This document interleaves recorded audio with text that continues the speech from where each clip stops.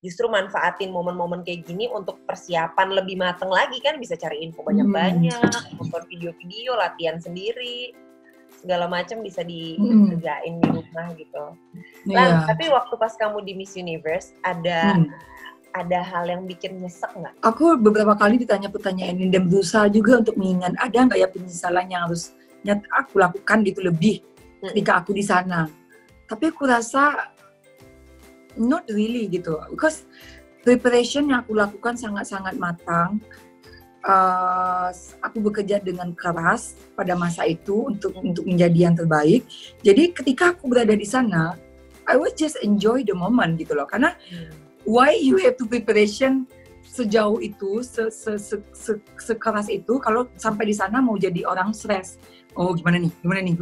I don't think I have the time for that gitu loh. Jadi aku benar-benar menikmati ganti baju 3 kali, 7 kali sehari. Aku menjadi, I don't think I have any regret, Z, honestly speaking. I don't think I don't have that. I do my best dan kalaupun ada mungkin aku merasa aku udah melakukan yang terbaik. Soalnya ada karena menurut aku prosesnya itu loh, Z, emang ada ya merasa regret ya? Maksudnya ya harusnya aku melakukan ini, ada nggak sih? Aku nggak tahu ya kalau yang lain. Cuma kalau aku sendiri ngerasa mungkin bukan I regret something, tapi mungkin aku lebih regretnya kenapa sih aku harus berangkat ke Miss Universe itu pas umurku 20 tahun. Mungkin itu. Yeah. Karena I feel like I was too young. Too young, jadi kurang bisa apa ya? Mungkin lebih, jadi masih meledak-ledak gitu. Iya. Masih meledak-ledak. Tapi Zizi waktu itu sangat-sangat difenomenalkan loh, Zizi. Aku ingat banget ya kamu foto segala macam, keren banget. Dan itu yang zaman Zizi yang fotonya itu yang foto swimsuit ya. Aku ingat banget itu. Yang zaman aku itu soalnya ada kesalahan. Jadi mereka voting top 15, harusnya itu votingnya di NBC, apa sih pokoknya harusnya di votingnya di satu portal lain, tapi orang-orang tuh malah vote-nya di missuniverse.com karena itu yang disebarin gitu. Nah di missuniverse.com itu aku nomor 1 pollingnya untuk Miss Universe. I know. Tapi nggak kehitung apa-apa. Ya orang bukan di situ jadi di polling lain. Tahu pas di sana pollingnya berbeda. Kok nggak tahu? Zizi sendiri kok nggak tahu? Karena kita di website resmi Miss Universe-nya itu disuruh vote-nya di situ gitu. Jadi ya sih, dan zaman dulu belum ada sosial media kan, cuma orang tahu. Ya, nggak sekuat sekarang. Aduh, informasi masih agak sulit gitu. Jadi mereka tuh, oke, semuanya vote missuniverse.com gitu. Ya, nah, waktu itu inget banget pas akhirnya si Stefania Fernandez ya, zaman aku menang, dia ke Jakarta. Terus ada beberapa teman-teman pageant lovers tuh yang nanya gitu pas lagi press conference. Ini kenapa sih kok Indonesia udah nomor 1 di missuniverse.com tapi nggak kehitung gitu. Ya, nah, jawabannya apa sih? Setelah waktu ada penjelasan. Waktu itu Thailand. Nah, dari mereka, mereka juga nggak terlalu bisa jelasin ya gimana ya, kayak mau diserang gitu kan, soalnya sama PL Indo, kayak gimana sih nih kandidat kita gitu mereka ngomong. Tapi ya udah, nah setelah kejadian aku itu tahun depannya siapapun yang masuk ke favorite akhirnya otomatis masuk ke top 15, jadi top 16 ya kalau nggak salah ya. Gitu. Top 16. Iya, sayang banget ya sih. Ya, padahal udah nomor 1 kan pemilihan di online-nya gitu di website. Di websitenya, jadi aku pikir ya udah kalau udah kayak gitu mah bukan campur tangan kita lagi ya kan, itu udah udah di luar kekuasaan kita. Kuasa kita. Ya, betul. Jadi ya udah aku nggak terlalu pikirin whatever lah, ya sudah, I've done my best. Hasilnya itu ya udah, berarti Tuhan punya jalan lain gitu aja. Iya, betul. Ya kan? Kamu paling dekat sama siapa Lan di sana pas di MU? Masih suka kontak-kontakan? Masih, kebetulan yang bikin WhatsApp grupnya aku. Biasa. Kamu tuh emang paling rajin ya. Ulan tuh paling rajin banget, sumpah beneran deh. Kamu emang punya hobi ngumpulin orang kayaknya ya? Ini karena waktu SD ketua kelas, SMP ketua OSIS, SMA ketua OSIS. Jadi kayak itu kayak I don't know, I just like to be with a lot of people gitu, like keep in touch, karena apa ya, kayak koneksi dan relasi itu penting banget loh gitu loh. Dari 10 orang pasti ada 1-2 yang akan you need them help. Jadi please keep in touch gitu loh. Jadi makanya aku juga yang bikin WhatsApp group Miss Universe. ada yang aktif, ada yang enggak, tapi we still keep in touch lah gitu. Aku dekat banget sama Miss Lutania. Kemarin ke Bali juga ketemu.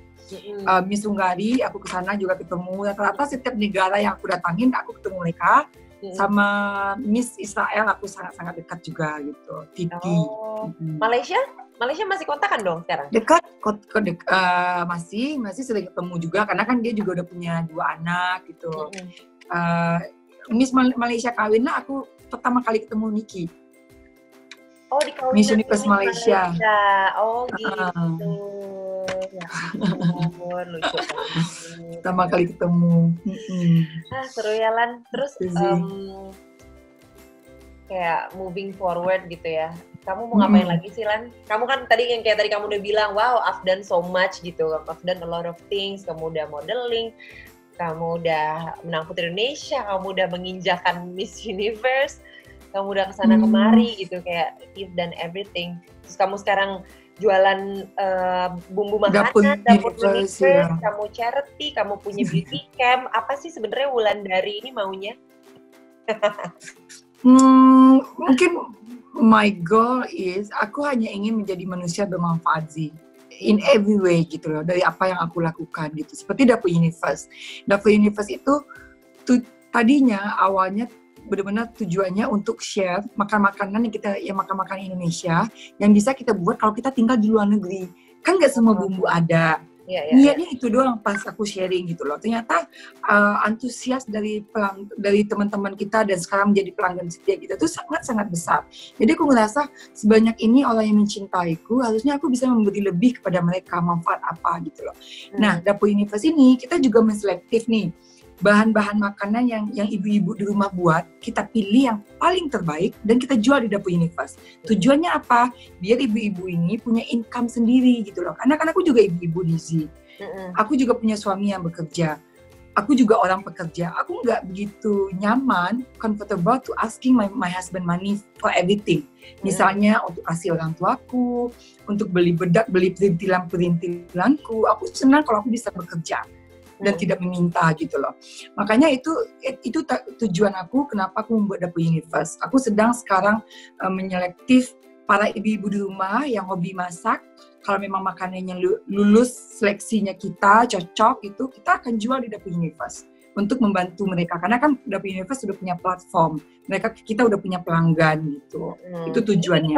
Kalau Dapur Universe tuh jualannya produk atau catering? Produk bumbu. Ada 3 bumbu yang benar-benar mamaku yang buat. Itu sekarang kita jual. Bumbu soto Padang, bumbu rendang, bumbu gulai korma. Tapi kerupuk, opak jengkol, kerupuk lain itu, kecuali kerupuk merah itu memang pabriknya mamaku. Memang itu usaha kita gitu. Tapi ada 2 produk yang telah kita pilih dan sangat-sangat penjualannya bagus. Itu dari ibu rumah tangga gitu loh. Dan aku senang sekali melihat perubahan hidup mereka. Setidaknya ekonomi mereka jauh lebih baik, terbantu sedikit lah dengan adanya Dapur Universe gitu. Itu tujuan aku sebenarnya Zi gitu. Karena kadang-kadang ibu-ibu di rumah ya, mereka tuh punya talenta yang banyak banget. Bisa masak, tapi tuh nggak punya confidence. Aduh, nggak enak deh, malu jualan apa segala macam. Padahal tuh aku juga nggak profesional di dapur sih. Pasti Zizi juga tahu aku nggak pernah masuk dapur nggak terbayang sama sekali. Tapi ketika menjadi ibu, aku tahu ini tuh akan menjadi duniaku. Dapur ini duniaku gitu loh. Dan itulah kenapa ada Dapur Universe sebenarnya. Tujuannya awal bikin Instagramnya untuk share, untuk ilmu-ilmu yang aku masak di sini. Kalau kita di luar negeri bisa masak rendang bisa gitu. Itu doang. Akhirnya menjadi seperti sekarang. Gitu. Kalau goal Zizi tanya apalagi sih yang pengen aku lakuin, banyak banget karena aku manusia yang tidak pernah berhenti bermimpi dan menurut aku selagi aku masih hidup aku tetap ingin bekerja, pengen menjadi manusia yang bekerja, manusia bermanfaat gitu. Aku pengen bikin buku kumpulan resep tradisional Dapur Universe misalnya. Aku pengen lagi main film gitu. Jadi ada semuanya aku pengen lakukan dan pengen menjadi yang terbaik lah gitu pasti dan yang pasti prioritas utamaku tetap aku pengen menjadi ibu dan istri yang paling terbaik untuk suamiku gitu dan anak-anakku. Aduh, hebat banget Wulan. Terima kasih banget ngobrol-ngobrolnya. Semoga banyak yang semakin semakin semangat setelah dengar cerita Wulan tadi bahwa life is actually not easy ya Lan ya. Life is not easy ya Lan. Life is not easy. No, of course not easy. Life easy if you choose to be easy, and then you will get the result. Ya oke aja, sedang-sedang saja. But if you want to be the best, you have to. Life must be difficult gitu. Tantangannya harus lebih berat. Gitu. Ya udah. Oke Zid, aku juga mau bilang makasih untuk platform Zizi ini. Aku rasa ini sangat-sangat menarik dan bermanfaat karena kan dengan masa sekarang orang banyak pegang handphone, cari informasi di YouTube di mana gitu, dan Zizi bikin platform ini semoga ngasih banyak manfaat untuk orang-orang yang nonton. Aku berharapnya gitu. Amin. Iya nih, makanya harus cerita-cerita yang belum pernah diceritain harus makin diceritain biar orang juga nggak patah semangat lagi di situasi kayak gini. Benar. Lanjut ya Lan. Lanjutkan ya Zi. Thank you banget. Iya, banget. makasih banyak. Kamu juga.